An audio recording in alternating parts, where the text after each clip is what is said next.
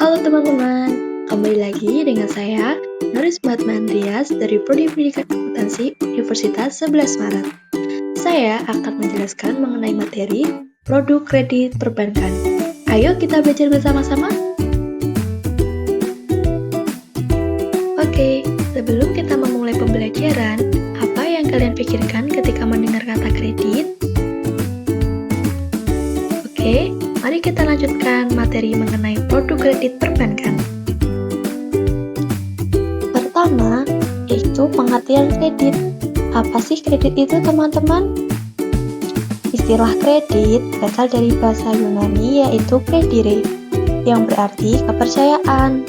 Nah, secara sederhana, kredit itu adalah penyediaan uang oleh bank kepada nasabah. Hal ini adalah kesepakatan pinjam-meminjam, yang dimana pihak peminjam wajib melunasi utangnya setelah jangka waktu tertentu. Ditambah lagi dengan adanya bunga atau imbalan yang telah disepakati antara debitur dan kreditur. Perlu diingat, kredit tidak hanya uang, namun bisa barang maupun jasa. Kalian dapat memberikan contoh dari kredit barang maupun jasa. Yang kedua adalah unsur-unsur kredit. Nah, di sini kredit itu memiliki 4 unsur utama ya teman-teman.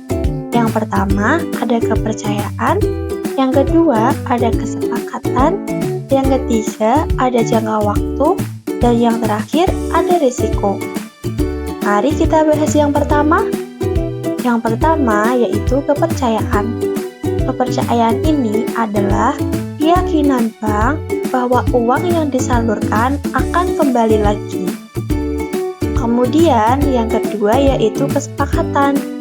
Kesepakatan atau perjanjian yang mengikat hak dan kewajiban kedua belah pihak antara debitur dan debitur. Ketiga adalah jangka waktu pelunasan. Jangka waktu pelunasan ini adalah jangka waktu pelunasan yang telah ditentukan antara debitur dan kreditur. Yang keempat adalah risiko.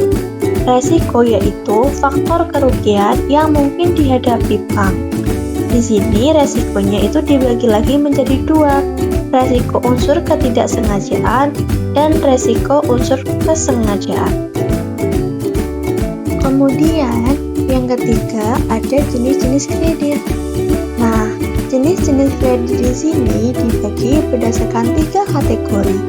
Yang pertama yaitu berdasarkan tujuan penggunaan, yang kedua berdasarkan jangka waktu, dan yang ketiga berdasarkan cara pemakaian. Baik, berdasarkan tujuan penggunaan dibagi lagi menjadi 3 poin, yaitu A. Kredit investasi, B. Kredit modal kerja, dan C. Kredit konsumtif. Kredit investasi yaitu untuk modal usaha baru atau perluasan usaha. Contohnya, untuk membuka pabrik baru dan membeli peralatan atau mesin. Kemudian yang B, kredit modal kerja. Kredit modal kerja untuk kebutuhan operasional atau modal harian perusahaan. Contohnya, utang untuk membayar gaji karyawan. Kemudian yang C, kredit konsumtif. Kredit konsumtif untuk kebutuhan pribadi. Contohnya seperti pembelian rumah atau kendaraan. Kemudian berdasarkan jangka waktu. Nah, untuk jenis kredit berdasarkan jangka waktu juga dibagi menjadi 3, yaitu A. Jangka waktu pendek, B. Jangka waktu menengah, dan C. Jangka waktu panjang. A. Jangka waktu yang pendek yaitu maksimal 1 tahun. B. Jangka waktu menengah itu antara 1 sampai 3 tahun. Dan yang C. Jangka waktu yang panjang itu lebih dari 3 tahun. Kemudian, berdasarkan cara pemakaian. Berdasarkan cara pemakaian dibagi lagi menjadi 3. A. Kredit rekening koran bebas. B. Kredit rekening terbatas. Dan C. Installment kredit. A. Kredit rekening koran bebas yaitu nasabah diperbolehkan untuk melakukan penarikan uang sekaligus asal tidak melebihi jumlah maksimum yang disetujui. B. Kredit rekening terbatas. Kredit rekening terbatas yaitu kredit yang diberikan kepada nasabah yang mana nasabah tidak diizinkan melakukan penarikan uang sekaligus, tetapi disesuaikan sesuai kebutuhannya. C. Installment credit. Installment credit hampir sama dengan kredit rekening terbatas. Namun, installment credit penarikannya diatur dengan schedule. Yang keempat, ada manfaat kredit. Manfaat kredit bagi pihak bank menurut Pujo Mulyono pada bukunya Bank Budgeting sebagai berikut. 1. Kredit adalah sumber pendapatan yang terbesar berupa bunga. Dengan adanya pendapatan bunga ini, memungkinkan setiap bank untuk dapat mengembangkan usahanya. Apabila kredit yang diberikan dapat berjalan dengan lancar. B. Kredit juga menjaga solvabilitas atau kemampuan bank untuk membayar kewajibannya. Dengan demikian, yang diharapkan dari kredit yang lancar tersebut dapat dipakai sebagai sarana untuk pembayaran kembali dana dan bunga yang dipinjamkan dari masyarakat. Yang C, kredit dapat dipakai sebagai alat baik untuk memasarkan produk dan jasa bank yang lain. Yang D, dengan menyalurkan dana akan mampu mengembangkan para stafnya untuk mengenal dunia bisnis yang lain. Kemudian, prinsip-prinsip perkreditan. Prinsip perkreditan ini disebut juga sebagai konsep 6C. Nah, pada dasarnya, konsep 6C ini akan dapat memberikan informasi mengenai tekad baik dan kemampuan membayar seorang nasabah untuk melunasi kembali pinjaman beserta bunganya. Prinsip 6C dijabarkan sebagai berikut. Yang pertama ada karakter, B. Capacity, C. Capital, D. Collateral, E. Condition, dan F. Constraint. Mari kita bahas yang pertama.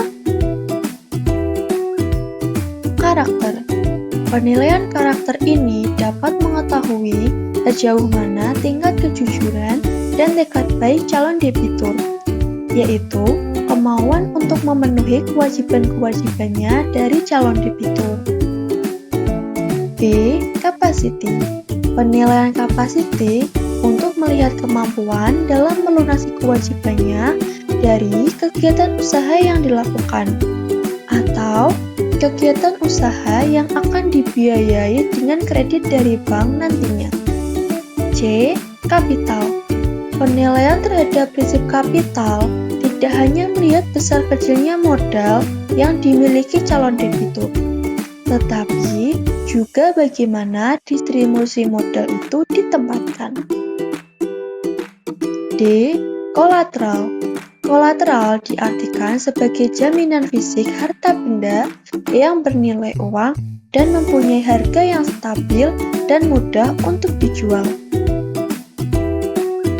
Jika nantinya dari peminjam terjadi kecelakaan atau hal-hal yang mengakibatkan peminjam tidak mampu membayar, maka tindakan akhir yang dilakukan bank adalah melaksanakan haknya atas kolateral yang diikat secara yuridis untuk menjamin hutangnya pada bank. E. Condition of economy.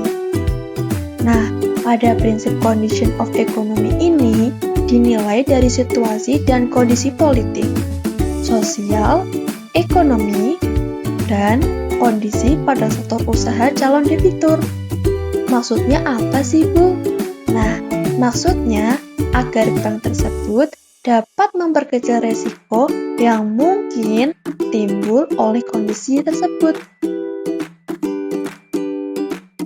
F. Constraint.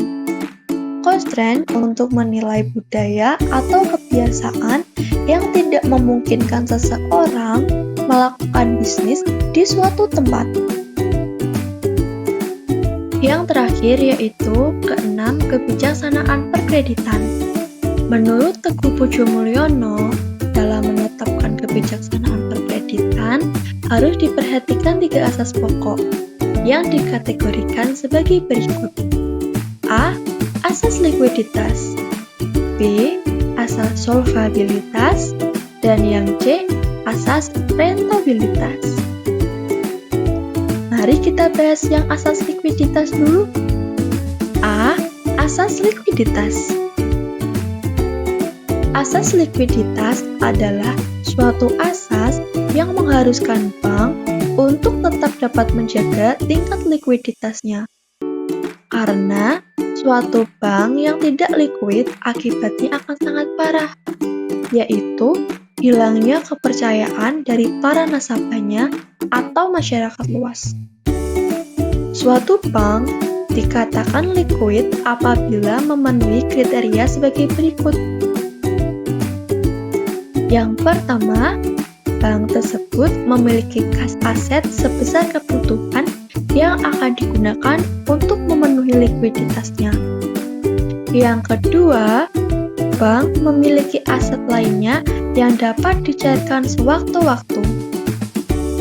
Yang ketiga, bank mempunyai kemampuan untuk menciptakan kas aset baru melalui berbagai bentuk utang. B. Asas solvabilitas. Asas solvabilitas yaitu usaha pokok perbankan menerima simpanan dana dari masyarakat dan disalurkan dalam bentuk kredit. C. Asas rentabilitas. Asas rentabilitas sebagaimana halnya pada setiap kegiatan usaha, pasti akan selalu mengharapkan untuk memperoleh laba, baik untuk mempertahankan eksistensinya maupun untuk keperluan mengembangkan dirinya. Hore! Akhirnya kita selesai belajar mengenai produk kredit perbankan. Semoga ilmu kalian hari ini dapat bermanfaat untuk kedepannya. Terima kasih telah menonton video saya. Apabila saya ada salah kata, ucapan, saya mohon maaf yang sebesar-besarnya. Terima kasih, happy selalu, jaga kesehatan kalian dimanapun berada. Sampai jumpa.